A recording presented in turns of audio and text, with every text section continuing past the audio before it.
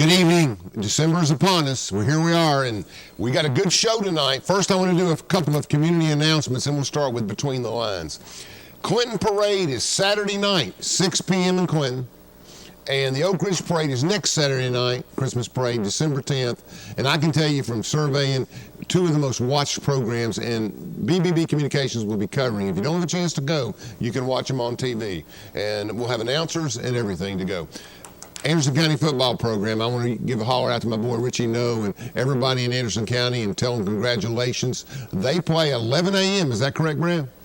Saturday, 48 hours from they play 11 a.m. in Chattanooga against my old friends from Pearl Cone. Played sports with them in Middle Tennessee State's Intercity School in Nashville, and they played for the state championship, correct? Is that their opponent? Okay. Well, good luck to the Mavericks. They did a great job, and congratulations to Oak Ridge for reaching the fourth round. That was outstanding. A lot of great feedback on our show with the free medical clinic last week. Really, lots of people, hundreds of people weighed in, and we appreciate it. If you know a show or you have an interest, get a hold of Brad or get a hold of me, and we'll look at it, and we'll see what we can do. We're getting booked up. Well, tonight is no exception. The people on this show are smarter than I am. So I will do my best to ask questions that are pertinent. Brad says that ain't hard to find. But anyway, the bottom line is what we're going to do today is we're going to talk about Oak Ridge, and we're going to talk about it because it impacts everybody in the county areas, the plants. We're going to have some input. This is really a 2-hour show, but we have two top-level individuals here to talk about who have been involved in it from Virginia to here. And you've seen Sean Gleason's name everywhere. He just got elected to Oak Ridge City Council. He's the president of IB3, and I've gotten to know him over the last 4 or 5 months, and we picked up an asset here. I mean, this is not somebody who nothing against people mows grass, but this guy actually is involved in recruiting and building and doing stuff. He's not just on there to be on there. He has a vision for Oak Ridge, and we're getting more younger people involved. And I'm going to let you introduce our next guest because you know him better than I know him, and tell us a little bit about him. And he's the money man, right? Right. All right, here we go. Go ahead. Yeah, thanks, Alan. That was very kind. So, again, Sean Gleason, my day job is president and CEO of IB3 Global Solutions. We transitioned IB3 down to Oak Ridge about 4 years ago. And the reason we did that actually dovetails very closely with one of the reasons I ran for city council. Oak Ridge presented us with a unique environment as we look to exit Washington, D.C., which was a highly scientific and technical workforce that also understood government contract work. Sure. So that brand identity, that Oak Ridge brand identity, came up again during the city council campaign as we sort of talked about the long-term economic development of this region. Right? What is the uniqueness of Oak Ridge compared to just about any other town in America? Well, Grady may have a better position on this or view on this, but we need to define what regional means. Yeah, I mean, are we talking about Morgan County, or are we talking about Scott County, or are we talking about the Pellissippi Corridor? Sure. When you say regional team kind of work, so what do you guys mean by that? Grady, tell us where's your investment? What do you say? Grady is an investment guy, right? Yeah, let me tell you, three routes. Sean didn't do his job, did he? Well, I was getting on it. I was working my way there. I'm just kidding. He's doing my job. I'm going to go.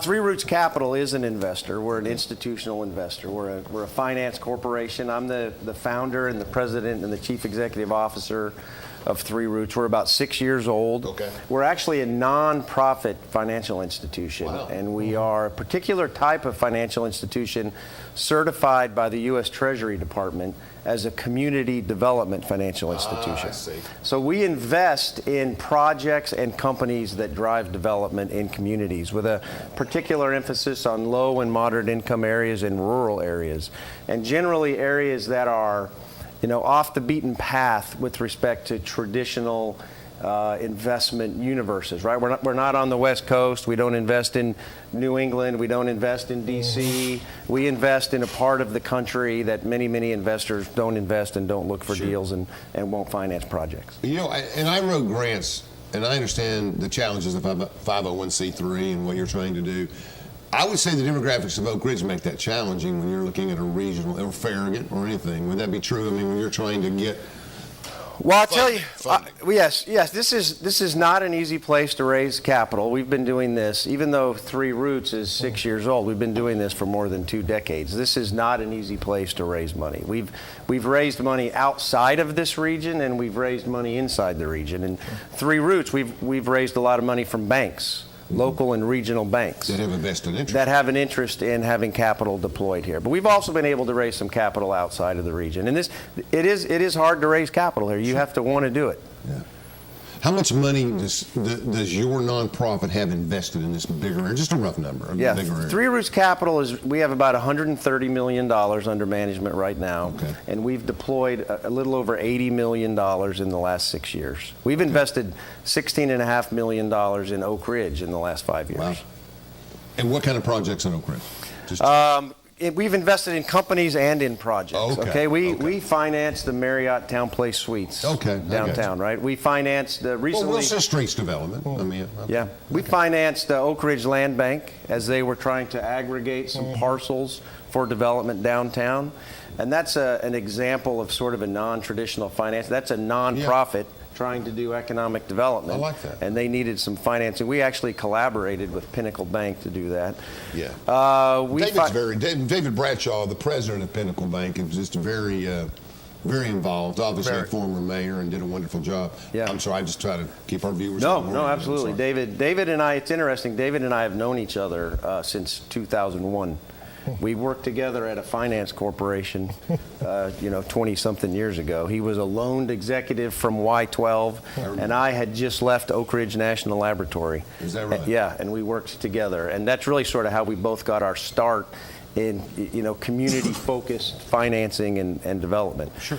We financed the Extra Space Storage building over there. We financed a couple projects on Illinois Avenue. We financed some companies. There's a company called Nel1 Therapeutics, which is a spin out of Oak Ridge National Laboratory, a licensee of technology from the lab. We've invested in that company. There's a company called Southeastern Packaging Technology, started by a UT MBA student. We invested in that company. We've invested Active Energy Systems. There's an Innovation Crossroads company at the lab. We invested in Active Energy, and they're located here in Oak Ridge. So we invest in companies and projects that have the potential to have a positive economic impact in the community. We'll come back and talk about that a little bit, because I think your kind of corporation is more patient with public investment than a regular investment. I have some friends in the investment business around the country, from New York to other, but not real patient. Investors want returns, and in your situation, when you raise money and they put money into your business, they get a return that's a more conservative return. It depends. We sometimes use tax credits to help raise capital. Sure. But we definitely do have a longer-term perspective, and we are more patient capital than a traditional venture capital investor or a traditional private equity investor. Still a significant size, not a small size. All right, Sean, you're going on City Council. Correct. This show is about Oak Ridge 10 years from now, and where we're going and what we're going to do. And I guess I sum it all up with Horace Greeley. Go west, young man. We've got nothing here. We're landlocked on the east. We're landlocked on the south and the north. We have nowhere to go but west to develop a lot of stuff. Would you agree with that? Now, I'm not talking about a project or a business. We still have Bethel. We have some things in between Y12. But to really grow, we've got to go that way. Got to go west. Okay. You agree with that? Grady, you understand? I agree. There's a lot of opportunity. There's a lot of land out there, right? There's a lot of opportunity. Start me off with the airport. Controversial. It is. Is it good? Is it good for us? Any ideas? I don't know that I have a qualified opinion on that. Oh, that's fair enough. Don't make one if you don't have one. That's learned from experience. But what do you think? But is that part of a regional ecosystem? Does an airport need to be part of recruiting out there? Need is an interesting word, right? I think the airport can be part of a regional growth strategy if you're talking about short half-life radioisotopes for medical purposes, right? Which is often the industry you hear quoted when short lives, you got to get them in quick. Yeah, exactly. When that's brought up, it's sort of shaving critical hours off of the transport time for some of those things. In full transparency, I haven't done any exhaustive study on that market sector to say it supports, it's large enough that it would support an airport. A lot of what we're doing is not high profile. It is. It's very high profile. Is it an absolute necessity to the vision and growth? Correct. And other thing? That's the question I'm asking. Yeah, that's right. And I'm worried about, you talk about let's talk about regional growth. Yes. That mindset, what does that mean? Yeah, sure. So earlier we kind of discussed how do we define the region, all right? So for me right now, sort of phase one, that region is Anderson County, Roane County, Oak Ridge, and a portion of Knox County. And here's the reason why.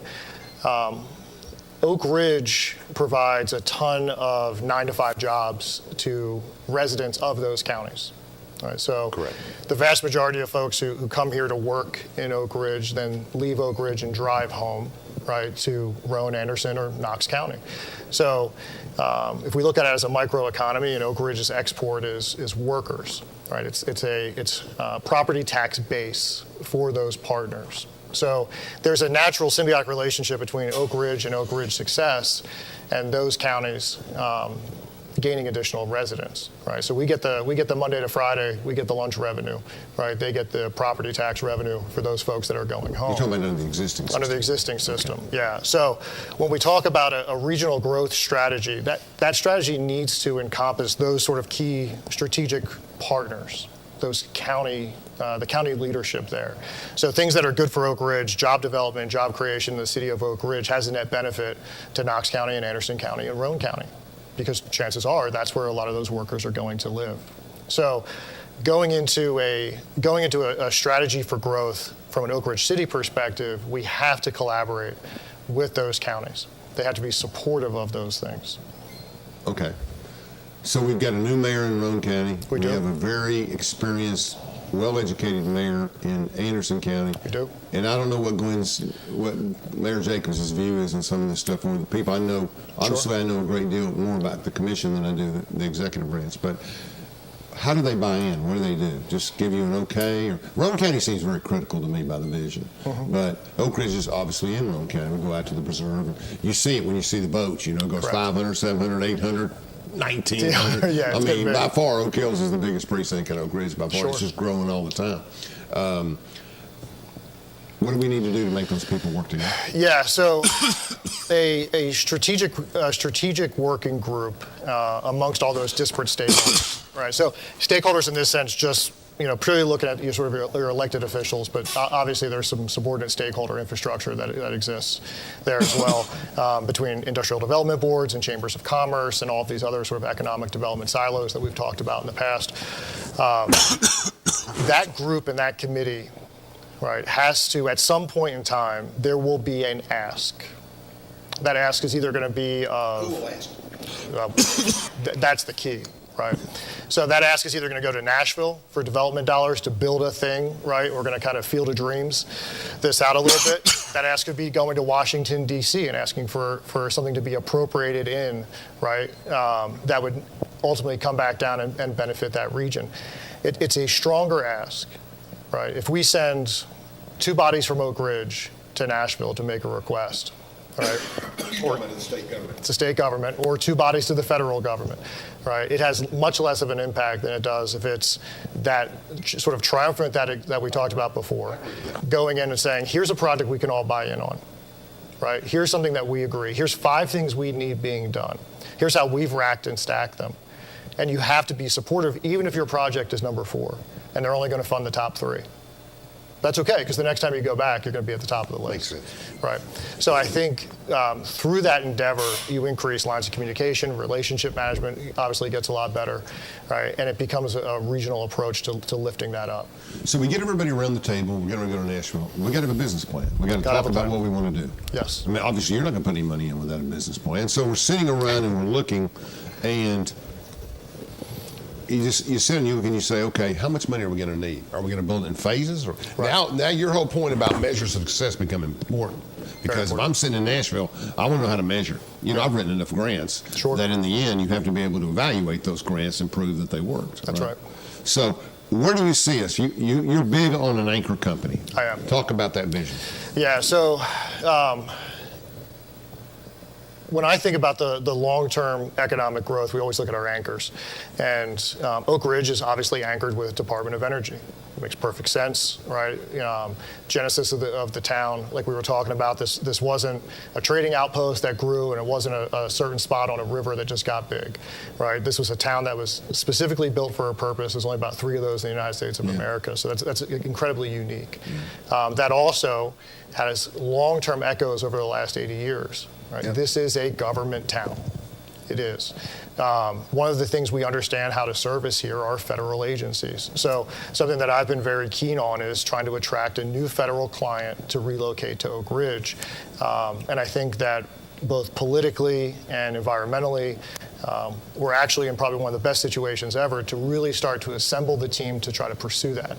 And this is not a 2-year project. This is a 5, 7 to 10-year project to get this done. Well, it's more of a direction than a project in my eyes. It is, right? So if we can paint, any company I've ever run, right, you paint a very high-level 3-year strategic vision, and then you execute 1-year goals, right? You're measured on those individual goals, right? However, at a town level, if you can gain buy-in to say, we want to attract a new federal agency in the next 10 years, full stop. Right? Can we buy in on this concept? Yes. Okay. What do we need to do to get to that point? Now let's lay out sort of those 5-year goals and those 3-year goals, and let's break them down into sort of those 1-year actions. And who's going to be responsible, and who's going to be the champion, and who's going to be the advocate, and what's the strategic accountability mechanisms to make sure that those things are going to proceed? Because you need all of those things, which is the challenge with, getting on stage and saying, this is what I want to do. You have to be held accountable to that in some way, shape, or form. So bringing a new federal agency to Oak Ridge does a couple things. One, it brings an entire ecosystem along with it. Right? As we all well know, federal agencies, don't operate independently. They're sort of a secondary and tertiary business line that's behind them. It's the subcontractors that support them. It's the vendors that support those subcontractors, right? This works its way all the way out. So the net impact study on, one new federal job in a non-DC based location has sort of a ripple effect that can create up to 12 to 14 jobs down the road. Right? So that's massive growth. Well, in a smaller scale, we've seen it in Clinton. We've seen automotive growth. We've seen regional transportation, and it's just gone one after another. Somebody else moves in to support Eagle Bend. Eagle Bend supports this. They're building this. Now you've got 7 or 8 automotive companies over there that can access 75 and go. Yep. I think that people, and I've studied it over the years in sales tech stuff, I think people get excited about Volkswagen. I think people get excited about Amazon. I think people get excited about even if the costs are off the chart and they don't work for you or me, they just get excited about that idea of having that kind of an anchor store. I don't know if you need one that big, and whether the costs are there. I think the state would be more attractive. Are you talking about something large enough to employ, like we've had 2,500 people, or are you talking about something smaller? Yeah, that's exactly right. So ideally, right, this has to make brand sense for Oak Ridge. Right, and this is a key thing for us when we talk to those regional partners as well, and it's something that you have to table to gain their buy-in. Is to say, Hardin Valley doesn't have a brand image, Farragut doesn't have a brand image, right? Remember, we're talking national brand identity. Okay, right? So we're do this on a national scale, right? So you can't go to Washington D.C. and say, let me tell you why Department of Homeland Security, Science and Technology needs to get to Hardin Valley, Tennessee. That's correct. Right, but if you go into that same office, say, let me tell you what Oak Ridge, Tennessee has to offer. Well, they already have a presumption about Oak Ridge. They know Oak Ridge. They've been hearing about Oak Ridge for 80 years, right? Yeah. So it has to be on brand, whoever you're going to approach. So 2,500 federal jobs, not inside of Department of Homeland Security, Science and Technology, but 500? Sure. Yeah, totally reasonable, right? And again, that's the stone that's been thrown into the pond. But now we got to count the ripples, right? So if DHS S&T comes, what subcontractor workforce comes with them, right? Who's opening satellite offices? Who is, like IB3 did, is going to wholesale lift their entire corporate operations out of Washington, D.C. because $97 a square foot was killing us, right? And relocate to Oak Ridge where we can pay $6 to $8 a square foot for that same space or better space, right? So there's an economic argument that takes place. There's even a quality of life argument that takes place. Yeah, absolutely. And as we all well know, right, Huntsville has been the model for this for quite some time. Right? But Huntsville was forced into that model because they ended up on the base realignment and closure list. They were getting bracked, right? So they went into hyperdrive mode. Now they have something like 80 federal tenants spread around the Huntsville area, right? Airport exploded in size, housing community exploded in size, right? And we're not trying to repeat what Huntsville did, but we're trying to learn a lesson from Huntsville. It says we don't actually have to wait for a sort of external existential threat like DOE decides they're going to close operations in Oak Ridge. We can just pretend. Tell us, Grady, where a company comes down and walk us through, and not so much specific to your narrative, but to the financial narrative. A company comes down here, let's say they're going to bang 800 jobs, and they're a Homeland Security relatively type company or something of that nature, and they're going to come down here and locate. What's the financial walkthrough we have to do in order to recruit them? Yeah, so I want to first, jump on what Sean was saying about, collaboration. Okay. And I'm thinking collaboration and diversification. Yeah. And diversification not meaning ignore the Department of Energy, but leverage the fact that we have this big federal presence here, and this community understands how to host a federal presence. So what other federal entity can be attracted, and then what companies will that attract? So that's the message I'm getting from him, I mean, what you're saying.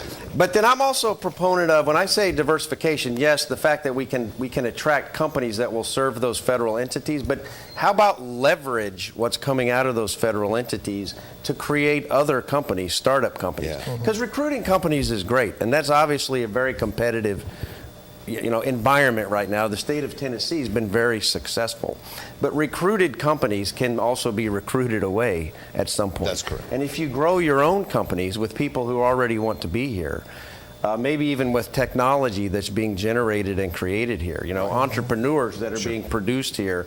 And then what you got to do is you have to attract capital to those companies, and you grow those companies. And now you're leveraging all of the federal investment that's being made to create companies that may or may not be serving a federal customer. They may be taking technology out of a federal laboratory and doing something to create a commercial product. And that's happened with some success here, but it hasn't happened at the scale that it could and should have. But one of the key components is aggregating capital to attract those companies. When I was at OR&L in the late 90s, I worked at the lab for 10 and a half years.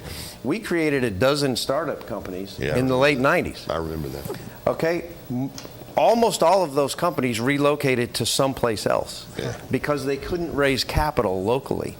And that's part of what led to me leaving the lab and getting into the finance business, was to say, hey, if we could create local sources of capital, if we could aggregate capital to support companies that are here, then those companies would be more likely to stay here, right? And you've got to create a lot of companies to have some that are successful.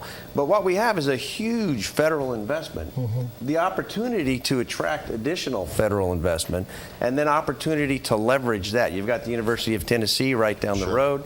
I mean, there are a lot of key components for success here that we probably should leverage and take advantage of more than we have in the past. And before we go to break, my conversations, obviously, my background is a little bit more federal in terms of politics and stuff and other stuff. But I hear a lot, but my buddies at the high levels keep telling me is, tell your son, go into cybersecurity. Don't go into anything else. They're hiring at 180 out of college, 300 if you got a PhD, and all the future jobs are coming in data assessment, cybersecurity, and things, et cetera, et cetera. It would seem like that would be an area that we could build something on. I'm not saying it from my knowledge. I'm just saying that's what they're telling me, is that get somebody like that, get a digital cyber type company that can come here, and that's your background, and come in here and do that kind of stuff, and you'll see growth around it. So that's what I say. Jan, let's take a couple of minute break, and we'll be right back to talk more about the future of Oak Ridge. Unlike other health concerns, mental illness is not always easy to see. DEPR. Mental illness doesn't show up on a scale. Bipolar? Sorting out a mental health concern takes professional diagnosis and treatment. Anxiety. I thought so. If you or a loved one has a mental health concern, don't go it alone. For 24-hour free and confidential information and treatment referral, call 1-800-662-HELP. Learn more at samhsa.gov/support. What if one day you went to your secret hiding place, and instead of what you came for, you found this? What would you do? The truth is, all drug use comes with risk. Before drugs take their toll on you and your family, know that there is help. You can quit. If you or someone you love is struggling with drug use, call 1-800-662-HELP for 24-hour free and confidential information and treatment referral. or go to samhsa.gov/knowtherisks. Hello, I'm District Attorney General Dave Clark. My fellow DAs and I successfully fought for new elder abuse laws and procedures that have police departments and agencies using improved tools to protect our seniors. Victims of elder abuse are often unable to recognize or report abuse themselves. They need your voice. If you suspect abuse, contact local law enforcement or adult protective services. Let's work together to protect our seniors. I'm Andrew Saul, Commissioner of Social Security. Beware of telephone scammers pretending to be government employees. Real Social Security employees will never threaten you. Callers threatening you with arrest or other legal action and demanding money are not from us. If you receive a call like this, hang up, do not provide them with any form of payment or information. Report the call at oig.ssa.gov.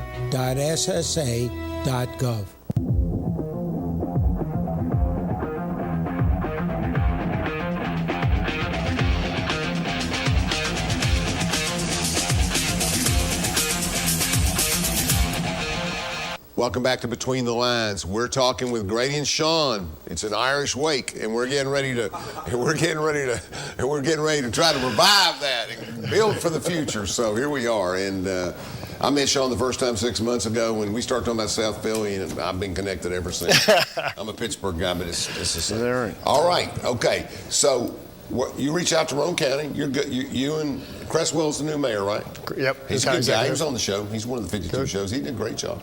I think there's a future there, but I think, first of all, City Council is split between what I would call, we won't use any names, obstructionists and some visionaries and some people that don't want anything to change. But that's pretty much your normal town. But Oak Ridge should be a little bit cutting head above that. And I have really put work in the political effort this year to get younger people, women involved, people that want to move ahead and do stuff. And, and some of the old timers just aren't ready for change and stuff. But I think we've seen some movement in Roane County, some movement in Knoxville, some movement in Anderson. And I think you've got a willing group that wants to do something. But, but yours is complicated. I haven't been in the business 25 years, 30 years, but I understand all the terminologies and the vernacular of the business. But when you sit down with people that are normal people and talk about wanting to invest millions of dollars in public money, it takes a while. I think that's where we're at. You've got to determine whether you can get Oak Ridge City Council on this, sold on this idea and move forward. But you've got to bring people like Grady and others to the council without the council assuming some kind of power position that the others don't have. And maybe you create a body. I don't know what it'd be. You're smarter than I am, but a body out here, and you bring representatives from each body, and maybe that comes before. Maybe the vision originates out of that collaborated effort more than it does at any one government body. I don't know. Yeah, I mean, I think our benefit from an Oak Ridge perspective is everybody who's serving on council is serving with a passion to do what's right for the city of Oak Ridge, right? And yeah, there certainly will be divergent sort of visions on what right looks like. Certainly buoyed by the fact that, Mayor Gooch has been a strong proponent of we got to build on the momentum that we've got. And he's exactly right. He is. I've been here since David was mayor and others were mayor, and I've been here all my life. I can tell you that Gooch has done wonders for this town. I mean, his vision. I can give you some specific stories, but he basically every time we hit an obstacle, he'd remove the obstacle because he could pick the phone up and call Corp or somebody. Where in the past we said, we can't get past that, and we Mayor Gooch has provided great leadership on that. He'll be good to work with. I mean, you just got to get everything on the table. But I think people are hungry for it. But I think you're right. And I think we need where in the West do we build? Where do we go? Yeah, so if I had my druthers and laid out a map, I mean, you've got essentially from the new Y12 ORDIC, right, the Oak Ridge Enhanced Technology and Training Center that was built there on the left side of the highway, all the way down to K25 is sort of phase one, sort of ripe property for discussion. And we've seen some. Is Heritage full? I'd have to check. I don't want to give you the I wrong just answer. wondered, is there potential for room in there or somewhere else? I mean, a big company probably wouldn't have room in there, but I mean. Right. And, and part of that discussion is you can lay down the sort of the geographic zone to say, hey, this is sort of the exclusion zone that we want to promote for innovation, right? And you can bring in tax incentives right into that corridor. You can sort of do all of those things, but before we get too far down that road, we've got to structure the buy-in down and permeate it through into the city as well. Not necessarily the city population, I'm talking about purely from a city employee and the director standpoint, because my mouth can write a lot of checks that, from an infrastructure perspective, we can't cash, right? So we need to throttle this a little bit. That's why I say, let's establish a high-level strategy to say this is what we want to do, right? Then you've got to get down and in and say, well, what can we actually support? What can we support if there was no funding issues, right? What are the limitations? And then the hardest thing, always the hardest thing in any sort of a turnaround or a polishing of an organization is how much of these are cultural no's, how much of these are policy no's, right? Which ones can we change, and which ones do we need to find workarounds for? And we're the king of cultural and policy no's. Right? It's hard to do. I've lived in a lot of different places, Denver, New York. We're special here. Yep. Yeah, it's one of the hardest parts of the job. Oh, it is, and you'll be frustrated with some of that. I just think there's potential here because your language was we know how to host a federal facility. That's right. We know how to do things with it, and I think there is a group of leadership. What I call the Briarcliff community. I mean, that all in Rome County too, the people understand what's necessary and they're willing to do it on both a social and a cultural level as well. It's finding a target and getting them down here and knowing what you want to do. And there's TIF money. You got everything you could possibly get to make it happen. But you got to have leadership. And if you sit around and look at each other at a round table forever, it'll never go anywhere. So people like yourself have to get out and do it and let everybody jump out. And to be fair, you have a right to do that for one reason. You did it in Northern Virginia. You know how to do it. That's right. Most people don't know how to do it. Let's be honest. Yeah, it's hard. There's special gifts with everybody, but it's hard and it takes a lot of time. And people want, my son, if it isn't immediate gratification in 15 minutes, we're in trouble. Yeah, that's right. I mean, their whole world, and I think it's potentially great. Give me an outline. This is not structurally sound. This is just a vision. What do you do first, and what do you do second?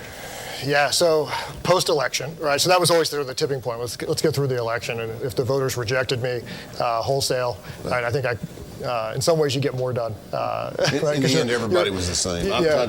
That's my skill set, and voting for 4 people is just ridiculous. I mean, there's no way to say who's 1, 2, 3, 4. I know from polling that Warren Gooch was the most popular person on the ballot, but it doesn't show because you're voting against yourself. Let's not spend time on that. So but anyway, you're through. Yeah, so now you're through, right? So now is the time to start the conversation close, and the close conversation honestly begins with council.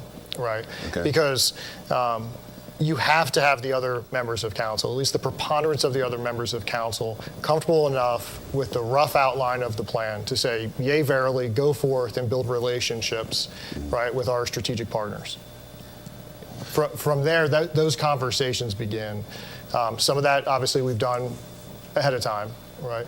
But is there a body in place that is there a table that exists where everybody, which would be an organizational concept, a figurative concept, where everybody can come to? Sure. Like a Rhone Alliance or something or another alliance? Yeah, Do we have a regional kind of board? Well, this is a key discussion point, which is what we have are a number of well-intentioned, semi-siloed economic development engines running across all those counties and the city. Okay. Those have to be brought together. Okay. Right. So whether it's myself or the council or whomever, somebody has to act as a point of confluence, right, to tie those things together, to use them effectively. And it's an executive function. It is an executive function. Tennessee Valley Corridor, completely different missions. Very different missions. And you need an organization that can effectively move forward in an executive way. Does that make sense? Yeah. Yeah. So from a perfect example, Tennessee Valley Corridor, right? Yeah. As they established the 2023 legislative agenda for the TVC, and full disclaimer, I'm on the leadership council for TVC, right? So we just had our meeting out at the new Ordick facility, which was great to get everybody in the room again. But as that legislative agenda gets set, right, there are downstream net impacts that are going to be wildly interesting to E-Tech. All right, if we can get it done here, it has to be done there. So you have multiple parallel tracks that are going to have to run. right? And somebody just needs to continue to drive those things forward. And your point about change is 100% correct, right? I learned very early in my Marine Corps career, right, that Marines hate two things. They hate the way things are, and they hate change. So you just got to do your job, right? You got to say, this is the direction I'm going to go, and this is how I'm going to drive this forward. No word for retreat. No word for retreat. Can't spell failure. There you go. So that's where it's at. Okay. So you get with the council. I want a vision of how I want to unfold this vision figuratively. So yeah, that's right. You get with council. They say, okay, let's go for this. Where do you go first? Yeah, you go to Ronan Anderson first. You go to the executive leadership there. You go to Terry, and you go to Wade. And you know both of those people. Sure. Yeah, and you sit down and say, this is where I want to go, right? Do you agree conceptually with this vision, right? That this is where we can go and that you see net benefit, all right? And if you see inequities, let's talk about those inequities now. Let me go back and kind of work those things back and forth. Because it is going to come down to that small group coming up with the first list of priorities. Well, Chuck Fleischman's going to be a key to this deal. Chuck is very key. You're going to have the congressman weigh in and do some things.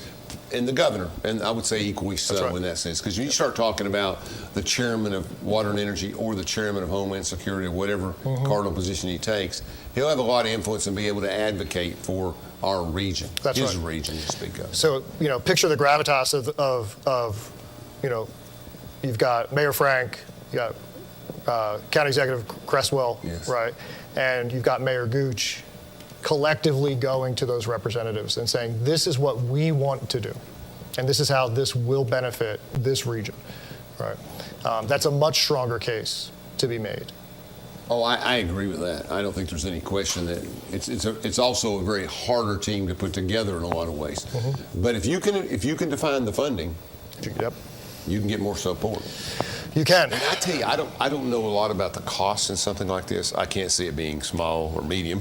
No, it's they've got stimulus money piled up in the hallways. Yeah, that's right. So I mean, now's the time. Yeah, navigating through Nashville and Washington D.C. Right, that takes a learned touch, right? But it very well can be done. And then from Grady's perspective, and I'm interested in this. We actually have to build an ecosystem in Oak Ridge that is receptive to those non-federal agencies coming in, right? So the atmospherics that he can bring and that he brings to the conversation are what's the decision-making process for some of these companies that are looking at specifically Oak Ridge, but maybe even Anderson or Roane County, right? How receptive have we historically been, right? How can we change some of those things if they are impediments, right? We have to listen to all that at the same time. So if you lay this thing out on Microsoft Project, right, and we've all spent way too much time in a Microsoft Project, right? But you lay this thing all the way down, you got like 88 rows that have to move at the same time.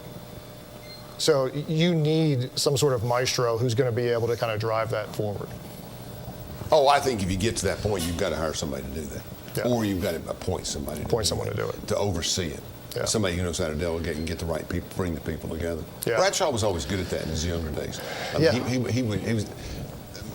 Bradshaw, David could turn down your loan and you want to thank him going out the door. I mean, there's just. I'm sorry I let you down, David. I'll talk to you next year. The guy is smooth, man. He's the best. But one of the nicest people I've ever met in Oak Ridge. But I think you've got to bring that group together and got to move forward. And how do you recruit a business? What do? You did it. You did it in Northern Virginia for a living. We're very successful at it. How do you get somebody? You've made some points. You like paying $90 a square foot. I find you a place with the personnel and the skilled issues. So you recruit them and you get them down here. Do we do that as a team, as a function? Yeah, very much. How does that work? Well, I'm going to let Grady answer the bulk of this one. I think there's some tools that already exist that can be leveraged to attract companies and to create space that's welcoming to companies. I mean, this equation of how do you get a direct federal appropriation to do something really significant is part of the equation, but there are tools that already exist. There's an opportunity zone in Oak Ridge, a federally designated zone it was created in the previous administration, and is not a darling of the current administration, but it's a mechanism to attract capital because of favorable capital gains treatment for investors that deploy capital in that zone. There are already existing federal new markets tax credit programs. By the way, they were used to build the Kroger right over the hill here. There are new markets tax credit programs that exist that can be used to create space that companies might want to move into, right? There are existing tools and mechanisms for aggregating and attracting capital to, one thing we have here, it's not only in Oak Ridge, it's in this region in general. We don't have enough industrial space. There's a shortage of industrial space. If you want to attract manufacturing companies, you need to have manufacturing space. I agree. Right? So can we leverage some of these tools that exist to create space that would be attractive to manufacturing companies? And that's a whole nother. I give this quote all the time, but Dick Grant, CEO of Boeing, 1982, stood on a stage here, and I remember he looked straight in the eyes and said, "If Oak Ridge is not diversified, it's going to die." And I remember it was just such a stun that you cannot live off the federal government forever. And we've kind of saw a big sink in that for a few years, like 10 or 12, 15 years, and it rose back up, and I think we're getting back to where we were. But that's kind of the way it's worked. And I would argue that Oak Ridge's problem has been as much creating good housing, good entertainment. You live in Oak Ridge, but that can't be an easy sell to a family rather than West Knoxville.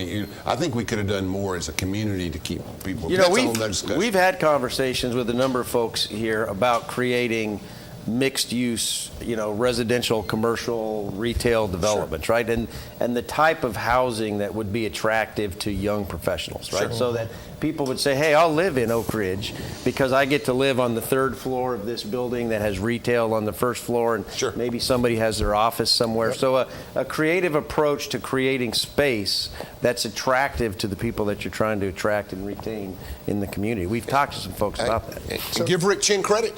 I think I've got buddies who live in those apartments who grew up in Oak Ridge. They're clean, they're high level, good quality, right across from the shopping center. I think that's a move in the right direction. Yeah, I think so too, and I think it's validated by its 100% occupancy. Yeah, and they're building more. And they're building more of them, right? Yeah. So, because the young people today, they don't all want a picket fence, and they want to be able to go. Break it up by age, right? When I was in my mid to late 20s, Sharon and I lived in a high-rise apartment overlooking National Harbor in Washington D.C. Sure. Every time we had a kid, we moved 10 miles south. We had to get more space, and we couldn't afford it. Yeah, we go further and further out. And luckily, I didn't have children all the way down to Oak Ridge, right? Absolutely close. Broke. Pretty close though. Now. Take over slightly from on a panelist discussion here, but to ask a question to Grady, what justifies further retail investment in a town like Oak Ridge, right? Is it sales tax revenue? And what's the metric that they want to see if we want to attract a new restaurant? Or we need a new restaurant. I can get people to chip in, whatever. I tell you, we're not a developer. We're a financer, right? So we're not creating the vision. But you're at the table. We're enabling and empowering the vision. And I think there's a little chicken or egg. Based on the people I talk to, there's chicken or egg conversations that go on, right? Do you create more housing so you have more people that drives demand for retail? Or do you create more retail and restaurants, which makes it a more attractive environment and attracts people? And I'm not going to pretend to know the answer to that, but I think it's possible to do both simultaneously. I know this. In the mixed use You've got to have young people. The mixed use concept. You got to have disposable income somewhere. And and at 45 and under, maybe there's a limit to that or not. But if you're going to bring single people in here, I'm a senior development official at an engineering firm in Oak Ridge. And that firm, I would say we have under 45, of course, it's a lot of retired professionals from Y12 and around. But I would say under 45, we probably have 15 to 20 people in that building of the 80. Yeah. None of them live in Oak Ridge. Yeah. None of them. All of them live in Knoxville. Downtown Knoxville, West Knoxville. There's a housing shortage in this area. What's there to do? I'm saying there's a housing shortage. 25 years old, what are you going to do? There's a housing shortage in Knoxville.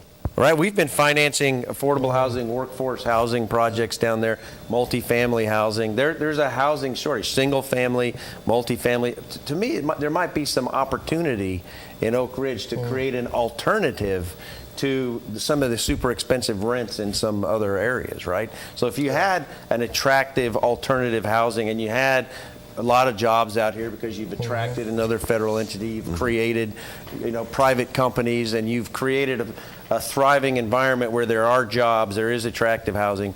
It could be attractive to people who maybe 10 years ago wouldn't consider living here. That's correct. But you got to start with a putt-putt. And then you got to get a Chili's. And then you got to get something. I mean, I'm talking like a rank and file Oak Ridger. Those are my people on that side of the. And it's just tough. It's tough. And let's face it, most of our retail base in this community is two things: either seniors, or it's people in Anderson County, Morgan County, Rome County. We just coming up and down Illinois. We just don't generate a lot of dollars here locally outside of. Now, there's a lot of money here, but there's not. But we're all eating the same sandwich every night. I mean, we're not going, although I won't say that because I spend a lot of money in restaurants. But, it's different. But I think that's why when I drive west, I can't believe there's not more stuff out west. Yeah. I mean, you get to Illinois Avenue, there's nothing. There's thousands of people going out that way from the preserve on in. I figured we'd have a restaurant rebuilt out there by then. Yeah. We'll have to figure out the answer why. Right. And if I broke it down. It's easy demographics, but it's like 37% of plant workers live in Knoxville, 34 in Rome, 33 in Anderson, something like that. It's real close. Yeah. Knox has a little 4 or 5% advantage, but I mean, in the old days, it was mandatory to live in Oak Ridge. And I grew up in the Cedar Hill neighborhood where Lillian Russell grew up, and Alvin Weinberg lived on the lane next to him. Just a different kind of town, I mean, sure. And of course, 60s and 70s were different. All right, so we get this group together. Before we take a break, we get this group together. We go on. Do you start it by just doing something, or do you need a bigger picture to start? You started by doing something. Okay. Right. You started by bringing everyone together with a common theme. Okay, but the anchor company out there, say this is the land. You're going to need several hundred acres. Oh, yeah. So this is the land, right? Yeah. Do you put something on that? What if Firestone wants to build something like that, and they come down there and they say we can put 400 people to work, and they move out of here? Does that offset your image a little bit? It may. I mean, I think again, if I have one strength, I'm open to being wrong just about all the time. Yeah. But right now, I'm very heavy on the Oak Ridge brand identity around science and technology. And I'm being cautious there. It's not just nuclear. It's an easy asset to play. It's an advantage. It's an advantage. It's an advantage, right? So we look at this corporately all the time, right?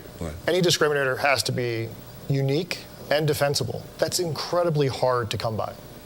Right? People say, well, we do that. Well, so do they, right? So to have something unique and defensible, you're right? back in the system, yeah. Yeah, you're lucky if you can come up with one or two of those things, right, as an organization. So, but what's the word I'm looking for? Not a recruiter, but there's got to be people that target those businesses. I know there are. Sure. Know where they're at. We can define them. We get them on a short list, and we go get them. That's right. Yeah, I mean, I think nobody's doing that. I think at a state level, there's obviously economic development. You got some recruiters, right? You've got East Tennessee Economic Development Agency, right? I mean, you've got all these little individual. The vision's limited. Right. So if we as a city say, again, at a very high level, this is what we're after. It's on brand, right? We know how to service it, right?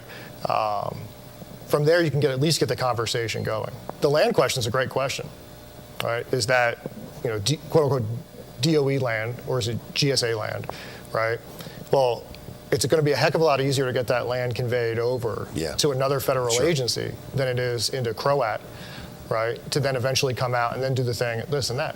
So if the demand signal is coming from inside the federal government that says, hey, we want access to this couple hundred acres back here, then the conversation gets more interesting where you're going, which is, well, how much spec building are we going to do, right? Are we going to clear land just so they can have a flat space to see it, right? And then we're going to fight that fight on the clearance right now? Well, yeah, you got to. Who's going to define your vision? Is the business going to define your vision, or is your vision going to define the business? That's right. That's where you got to go. Let's take a 2-minute break, Chandler. We'll come back and finish this up. It's been a good show. At Social Security, we are always thinking of ways to save you time and make things easier. That's why we created My Social Security. A My Social Security account allows you to access your earnings history and benefits information, request a replacement Social Security card, get a proof of income letter, estimate and apply for benefits, and more. Save time. Go online. Open a My Social Security account at ssa.gov/myaccount. Social Security. Securing today and tomorrow. Produced at U.S. taxpayer expense. This is my husband, Alex Hussey. Alex was about 2 weeks away from coming home. I was point man in foot patrol, and I stopped on the bomb. Lost my legs and my left hand in an explosion. And he suffered a severe traumatic brain injury. As America's veterans face challenges, DAV is there. There are so many mountains to climb, and we do it together. With the right support, more veterans can reach victories great and small. To watch Alex take on this mountain, that's what this is all about. DAV provides a lifetime of support to veterans of every generation, helping more than 1 million veterans each year. Alex has conquered this mountain. That's something he won't forget. With the right support, there are no limits. Look at that smile! You did it! But there's more to be done and more victories to be won. This has meant so much. Thank you, DAV. Alex Hussey, thank you for your service. Support more victories for veterans. Go to DAV.org. We should never lose sight of our health. To keep moving forward, let's not forget everything we've learned. Limit the salty food options. Make your own daily exercise routine. And always receive regular checkups. More than anything, we have learned how important these small steps can make a big difference, so we can all continue to move forward together.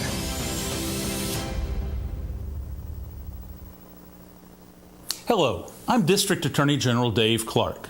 My fellow DAs and I successfully fought for new elder abuse laws and procedures that have police departments and agencies using improved tools to protect our seniors. Victims of elder abuse are often unable to recognize or report abuse themselves. They need your voice. If you suspect abuse, contact local law enforcement or adult protective services. Let's work together to protect our seniors.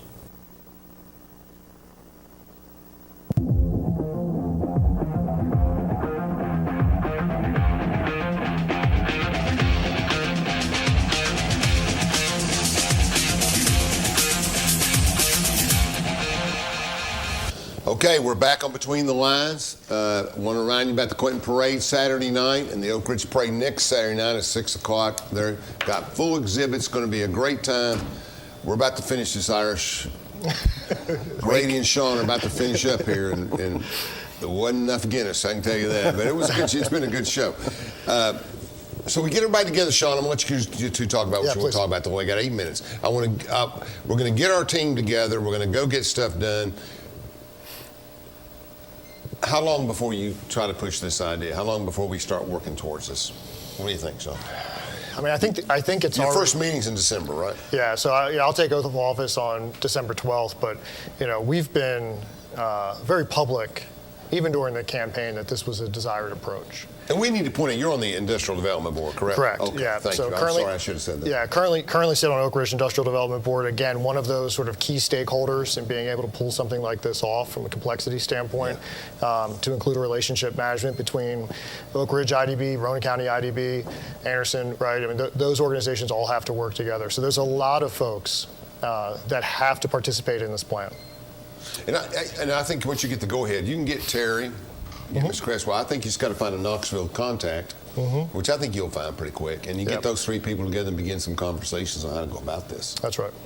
Yeah, that's exactly right. And keep the public informed. That's important. Yeah, so this is something that we've obviously been looking at now for a number of months, which is how do you get this into a consumable format, right, out to folks to say this is where we're going, and this is what we're trying to do, and we keyed in on it pretty early, which is we're 20 years removed from really the centennial celebration for the city of Oak Ridge. So what does that Oak Ridge 2042 look like? How do we get there? What is a vibrant, sustainable economic development plan for Oak Ridge look like in 20 years? And we need people planning that. Correct. Yes. That will be here then. That's what I'm trying to point out. Look, I'm not going to be here.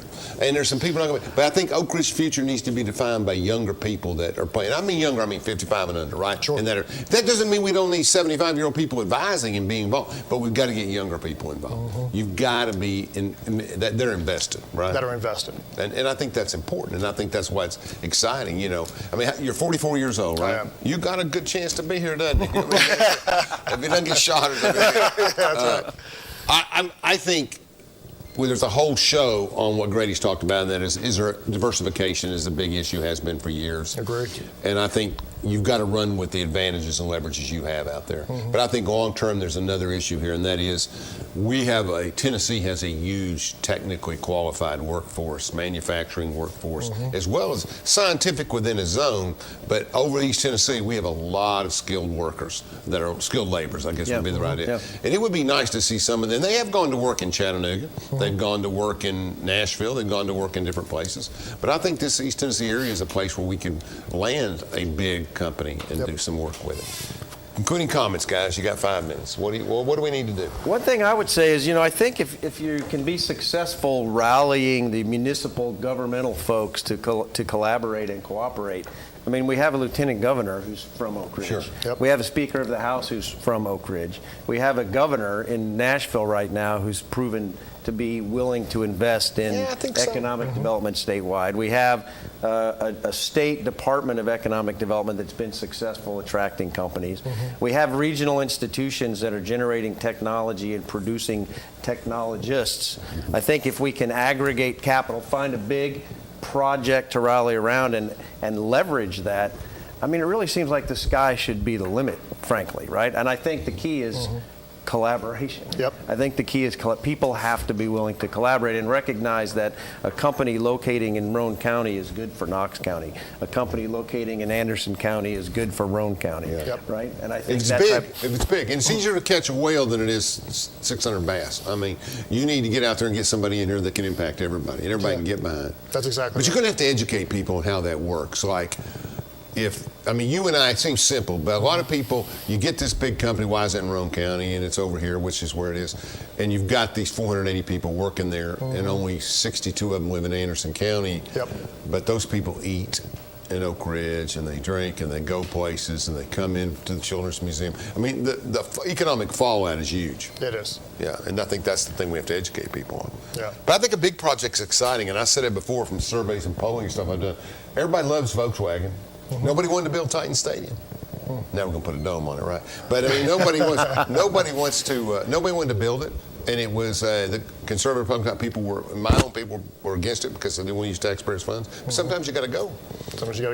My advice to Republicans has always been, stay away from sports facilities. Don't criticize them. See, I think what Randy Boyd's doing in Knoxville is excellent. I mean, the whole personality that comes from building a baseball stadium downtown is almost worth it, regardless of the. But that's an example where there's a lot of discussion now around how do you leverage private capital with what's happening with the public capital to really do something significant, right? I mean, the public investment is attracting private capital. And one other thing I was going to mention is I think that the rebid or extension of the Y-12 contract, the rebid or extension of the ORNL contract creates an opportunity to have conversations around this topic because the people involved in those discussions and those decisions should be motivated to think about how they compound the impact of what's going on at those facilities in the community, right? There may be, it might be a good time, it might be a better time to have that conversation now than it was 5 years ago. Yeah. Boy, I got a whole lot to say about that. Yeah, I was going to say, I mean, that's a fantastic point. So, and we could probably roll a second hour on relationship management between ORNL and Y-12 and the city of Oak Ridge, but it is absolutely a fundamental portion. And I'll clarify it this way. I appreciate everything CNS and Y-12 has done, and I'll leave it there, okay? Yes, sir. They have been very involved in the community and have helped us in a lot of ways, et cetera, et cetera. But he's talking about a bigger issue. He's talking about Eastman Kodak. When we were young, we couldn't get Union Carbide to do the kind of things in Oak Ridge that Eastman Kodak was doing in Kingsport. And we never understood that. I mean, and that's kind of situation. So I think we've had some good involvement. But he's exactly right. I think Grady's right. I think those partners need to be involved too. I don't know how to do that. But I'm sure you do. But I think that's a good idea. Yep. We need to get moving. We can't sit around and do this for 7 months a year. You're going to go. Yeah. So here's what I'm most impressed with. Grady will give you some money on the way out. He trusts you. In the last hour, we talked about economic development and strategies to do that, and we never used the word study. Yeah, we didn't. And that's a good thing. Yeah. Right. Correct. Yeah. So, people don't see that as a positive thing. They don't have that. People don't see studies. You know, Oak Ridge is notorious for studies. We're going to get a new pool. First, we're going to get a study. I mean, we hated that as citizens because the study meant they're going to somebody for it's going to charge us $28,000. It'll be back in a month, and it's going to tell us you need a big pool. That's right. Et cetera, et cetera. So we got about 30 seconds. 30 seconds. Thank you guys both. Yeah, Grady, thank you. I appreciate you. I know you guys are busy, and we do a number of different shows, but if you don't have business and you don't have jobs, none of those stuff can happen. That's right. That's right. And you guys are doing an outstanding job in the community. Grady's well invested in the community and his company, and you're here, and they're counting me down 5 seconds. Thank you for watching Between the Lines. We'll see you next Thursday night at 7.